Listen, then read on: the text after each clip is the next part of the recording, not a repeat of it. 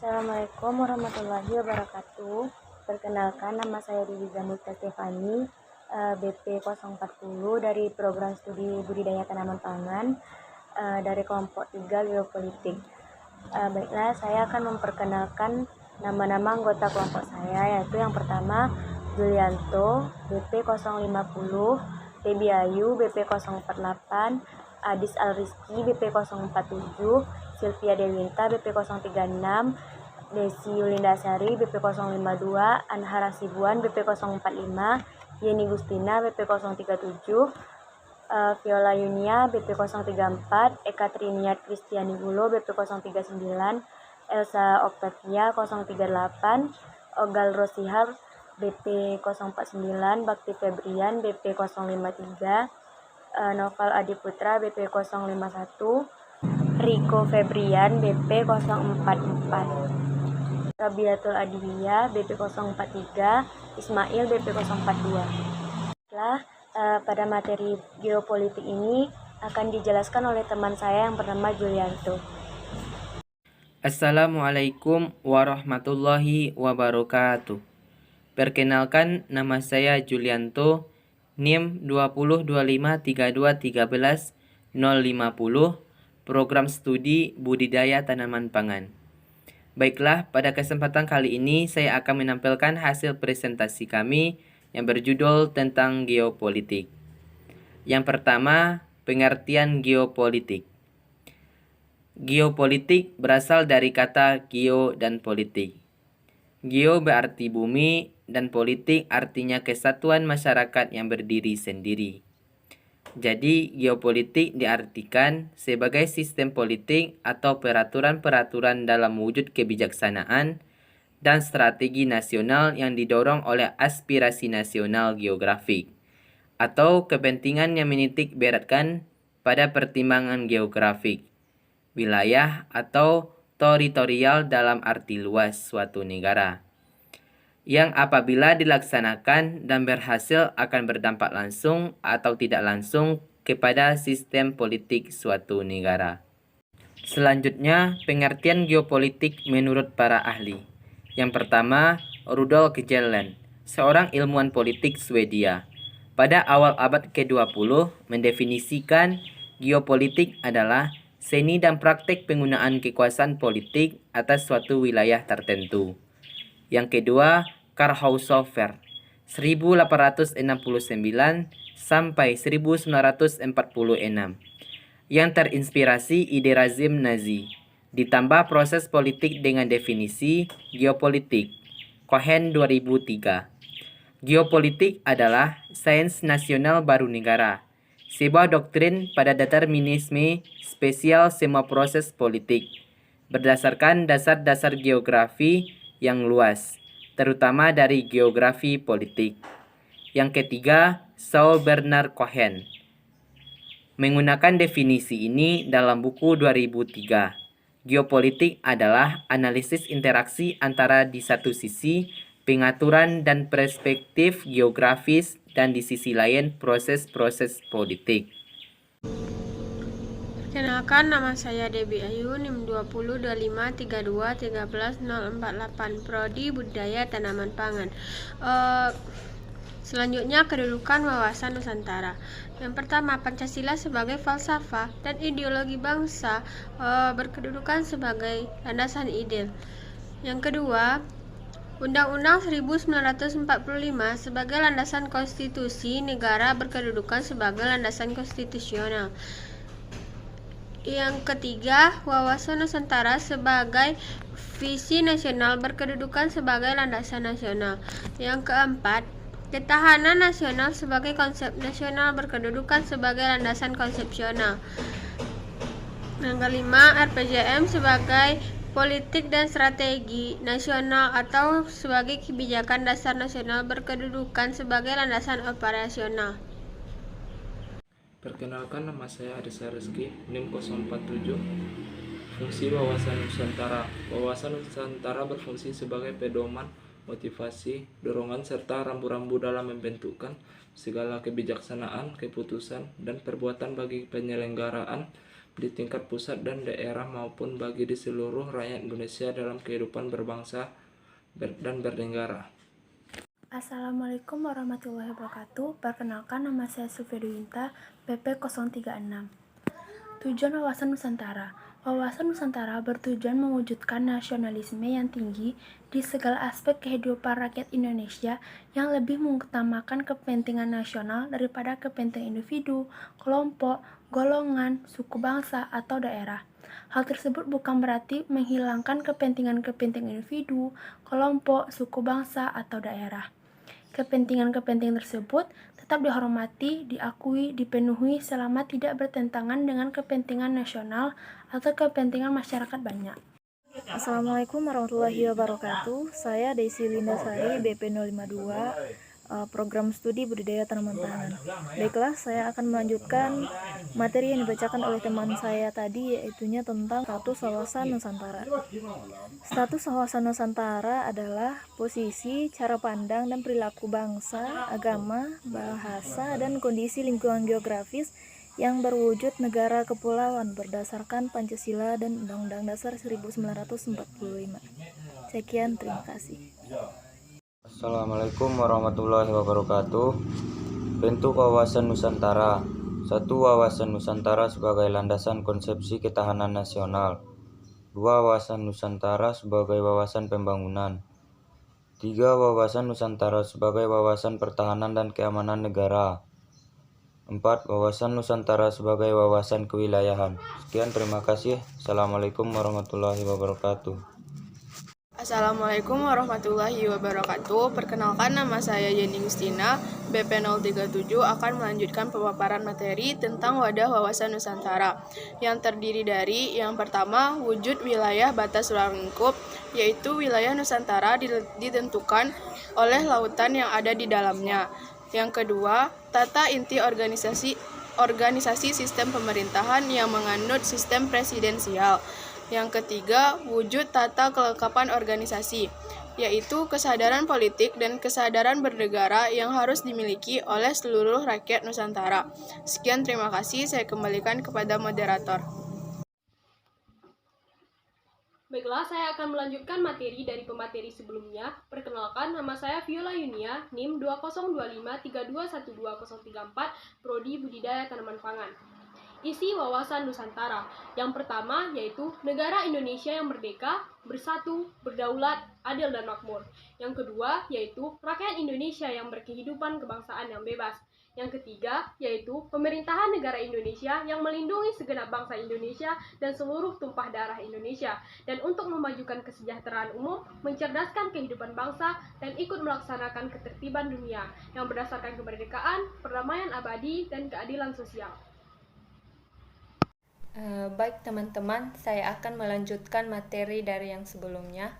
Sebelum itu, perkenalkan, nama saya Eka Triniat Kristiani Gule, BP 039. Baik teman-teman, materi yang saya akan bahas mengenai tata laku wawasan Nusantara. Dalam tata laku wawasan Nusantara ini ada dua bagian, yaitu bagian A, tata laku batiniah, yang tumbuh dan terbentuk karena kondisi dalam proses pertumbuhan hidupnya, pengaruh keyakinan pada suatu agama atau kepercayaan, termasuk tuntutan bagi budi pekerti, serta pengaruh kondisi kekuasaan yang memungkinkan berlangsungnya kebiasaan-kebiasaan hidupnya. Bagian B, tata laku lahiriah, yang dituangkan ke dalam suatu pola tata laksana yang dapat dirinci menjadi tata perencanaan, tata pelaksanaan, dan tata pengawasan. Demikian. Perkenalkan, nama saya Elsa Octavia, NIM 202532121038 dari Program Studi Budidaya Tanaman Pangan. Baiklah, di sini saya akan melanjutkan presentasi dari teman saya. Implementasi wawasan Nusantara. Implementasi wawasan Nusantara terbagi 3. Yang pertama, implementasi dalam kehidupan politik. Yang kedua, implementasi dalam kehidupan sosial budaya. Dan yang ketiga, implementasi dalam kehidupan ekonomi. Sekian, terima kasih. Assalamualaikum warahmatullahi wabarakatuh. Perkenalkan, nama saya Ogal Arsishar, NIM 202532131049, Prodi Budidaya Taman Pangan. Baiklah, saya akan melanjutkan pemaparan materi, yaitu tentang beberapa tantangan wawasan Nusantara. Yang pertama, pemberdayaan masyarakat. 2. Dunia tanpa batas, perkenalan iptek, perkembangan masyarakat global. 3. Era baru kapitalisme. 4. Kesadaran warga negara. Assalamualaikum warahmatullahi wabarakatuh. Perkenalkan, nama saya Bakti Febrian, NIM 2025313053 dari Prodi Budidaya Tanaman Pangan. Saya akan melanjutkan materi sosialisasi wawasan Nusantara. Yang pertama, menurut sifat atau cara penyampaian. Yang pertama, secara langsung. Contoh penyampaiannya secara langsung dengan ceramah, diskusi, dan tatap muka. Yang kedua, secara tidak langsung. Contoh penyampaiannya dengan media massa. 2. Menurut metode penyampaian. Yang pertama, ketauladanan. Yang kedua, edukasi. 3. Komunikasi. Keempat, integrasi. Sekian dari saya, terima kasih. Baik, perkenalkan, nama saya Noval Adi Putra, NIM 202532131051, Prodi Budidaya Tanaman Pangan. Sekian kasus mengenai wawasan Nusantara, perairan Ambalat di Laut Sulawesi. Masalah antara Indonesia dan Malaysia seputar Pok Ambalat mengemuka ketika terbetik kabar bahwa pemerintah Malaysia melalui Perusahaan Minyak Nasionalnya Petronas memberikan konsesi minyak kepada perusahaan minyak Shell atas cadangan minyak yang terletak di Laut Sulawesi. Pemerintah Indonesia mengajukan protes atas hal ini karena merasa bahwa wilayah itu berada dalam kedaulatan negara Indonesia. Sebenarnya, klaim Malaysia terhadap cadangan minyak di wilayah itu sudah diprotes Indonesia sejak tahun 1980, menyusul diterbitkannya peta wilayah Malaysia pada tahun 1979. Peta tersebut mengklaim wilayah di Laut Sulawesi sebagai milik Malaysia dengan didasarkan pada kepemilikan negara itu atas Pulau Sipadan dan Ligitan. Malaysia beranggapan bahwa dengan dimasukkannya Sipadan dan Ligitan sebagai wilayah kedaulatan Malaysia, secara otomatis perairan di Laut Sulawesi tersebut masuk ke dalam garis wilayahnya. Indonesia menolak klaim demikian dengan alasan bahwa klaim tersebut bertentangan dengan hukum internasional. Untuk memperjelas pokok permasalahan mengenai sengketa wilayah ini, kutipan dari tulisan Melda Kamil Adiatno, pengajar hukum laut Fakultas Hukum UI, Ketua Lembaga Pengajian Hukum Internasional, yang dimuat di Kompas 8 Maret 2000. Assalamualaikum warahmatullahi wabarakatuh. Perkenalkan, nama saya Riko Febrian, NIM 202532131044. Sengketa Pulau Sipadan dan Pulau Ligitan. Terdapat dua buah kasus besar yang melibatkan batas teritorial antar kedua negara ini. Yang pertama, kasus Pulau Ambeat, dan yang kedua, kasus Pulau Sipadan dan Pulau Ligitan, di mana negara Malaysia memasukkan Pulau Sipadan dan Pulau Ligitan ke dalam batas wilayah negaranya. Padahal yang sesungguhnya Pulau Sipadan dan Pulau Ligitan termasuk ke dalam pulau-pulau kecil wilayah Indonesia. Hal yang ingin dibahas lebih lanjut adalah konflik antara wilayah Indonesia dan Malaysia yang melibatkan Pulau Sipadan dan Pulau Ligitan adalah sengketa dua buah pulau yang berada di Selat Makassar, yaitu Pulau Sipadan dan Pulau Ligitan.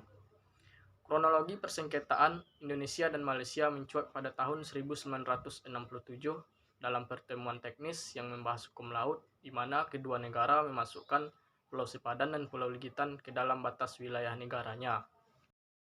Assalamualaikum warahmatullahi wabarakatuh. Perkenalkan, nama saya Rabiatul Adwiyah, NIM 202532131043, Prodi Budidaya Tanaman Pangan. Pada tahun 1969, pihak Malaysia secara sepihak memasukkan kedua pulau tersebut ke dalam peta internasionalnya, yang akhirnya pihak Indonesia membawa permasalahan ini ke jalur hukum Mahkamah Internasional. Keputusan Mahkamah Internasional pada tahun 1998 masalah sengketa Sipadan dan Ligitan di bawah ke ICJ. Kemudian pada hari Selasa 17 Desember 2002, ICJ mengeluarkan keputusan tentang kasus sengketa kedaulatan Pulau Sipadan Ligitan antara Indonesia dengan Malaysia. Hasilnya, dalam voting lembaga itu, Malaysia dimenangkan oleh 16 hakim, sementara hanya 1 hakim yang berpihak kepada Indonesia. Dari 17 hakim itu, 15 merupakan hakim tetap dari MI. Sementara 1 hakim merupakan pilihan Malaysia dan 1 hakim lagi dipilih oleh Indonesia. Kemenangan Malaysia oleh karena itu berdasarkan pertimbangan efektiviti, tanpa memutuskan pada pertanyaan dari perairan teritorial dan batas-batas maritim. Sungguh ironis sekali kita mendengar keputusan ini. Kita sebagai negara yang besar, negara kepulauan, dan negara maritim hanya harus kalah dan rela melepaskan pulau-pulau kecil yang berada di wilayah bangsa ini. Ketiga pulau ini, yaitu Ambalat, Sipidan, dan Linggitan, harus rela keluar dari Negara Kesatuan Republik Indonesia (NKRI) tercinta kita ini, dan malah masuk wilayah Malaysia, yang jelas-jelas bahwa sebenarnya ketiga pulau ini termasuk ke wilayah Indonesia. Assalamualaikum warahmatullahi wabarakatuh. Perkenalkan, nama saya Ismail, NIM 202532131042, Prodi Budidaya Tanaman Pangan. Kesimpulan, geopolitik merupakan sebagai sistem politik atau peraturan-peraturan dalam wujud kebijaksanaan dan strategi nasional yang didorong oleh aspirasi nasional geografik. Wawasan Nusantara sebagai geopolitik Indonesia dijadikan sebagai pola pikir dan pandangan hidup masyarakat Indonesia dalam berbangsa dan bernegara. Kekuatan negara Indonesia terletak pada posisi dan keadaan geografi yang strategis dan kaya sumber daya alam, sementara kelemahannya terletak pada wujud kepulauan dan keanekaragaman masyarakat yang harus disatukan dalam satu bangsa dan satu tanah air, sebagaimana telah diperjuangkan oleh para pendiri negara ini dan diikrarkan dalam sebuah sumpah pemuda, sehingga pandangan geopolitik bangsa Indonesia harus didasarkan pada nilai-nilai Pancasila yang luhur dengan jelas dan tegas tertuang di dalam pembukaan Undang-Undang 1945 tercipta satu persatuan dan kesatuan negara Indonesia. Terima kasih kepada anggota-anggota kelompok 3 yang telah menjelaskan materi tentang geopolitik. Baiklah, saya sebagai moderator akan mengundurkan diri. Saya ucapkan Assalamualaikum warahmatullahi wabarakatuh.